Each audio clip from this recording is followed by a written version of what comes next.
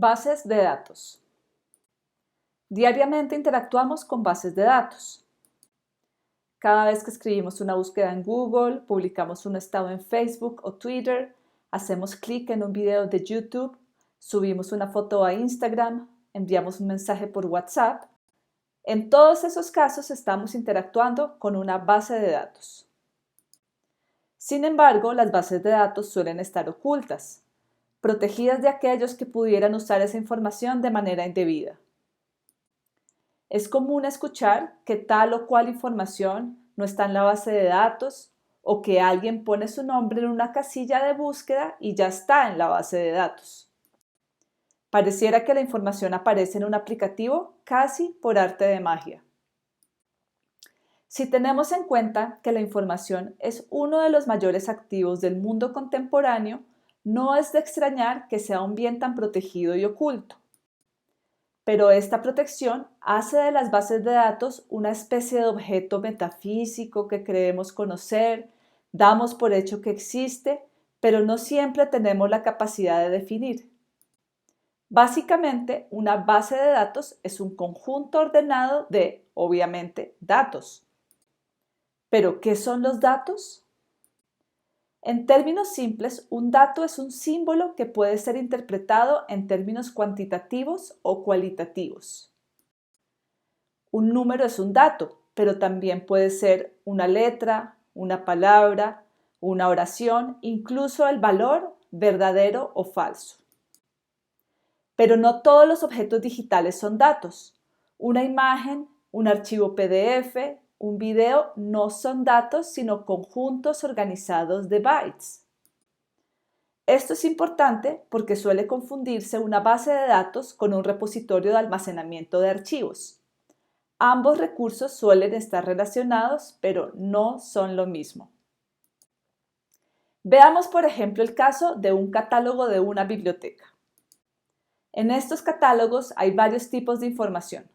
Hay nombres de autores, títulos, fechas, temas, códigos de clasificación, número de inventario, entre otros.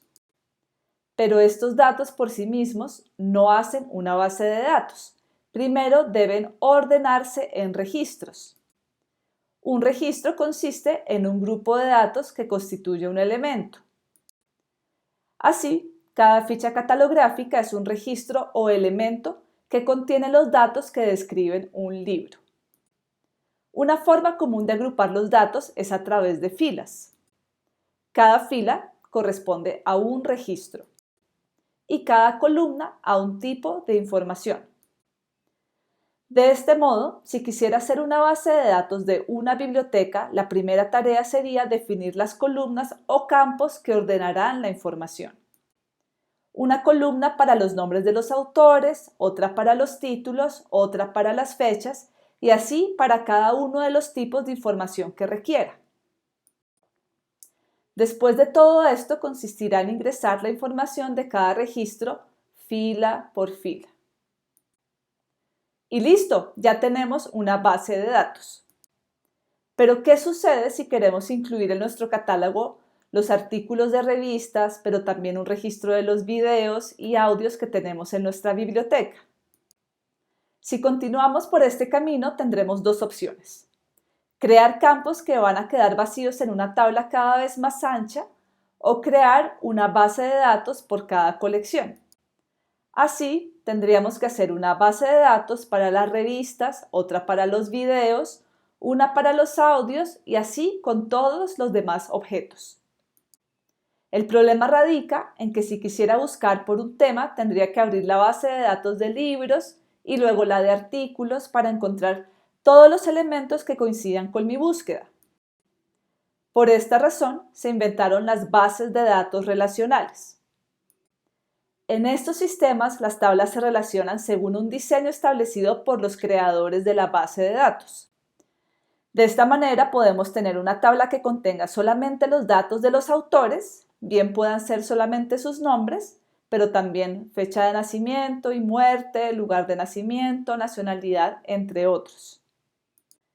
El nombre del autor bien se puede relacionar con la información específica de un libro, video o audio.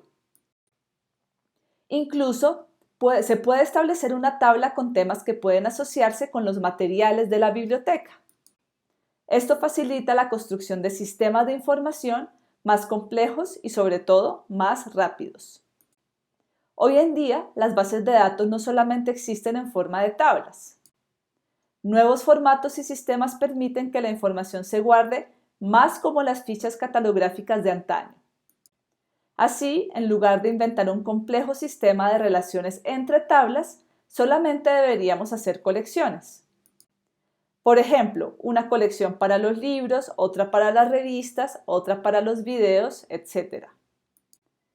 De ese modo nos podemos concentrar más en crear información que en modelar los datos. Como vemos, las bases de datos constituyen un aspecto fundamental de la gestión de la información. Con ellas hacemos que la información se agrupe de manera ordenada y sea mucho más fácil de recuperar.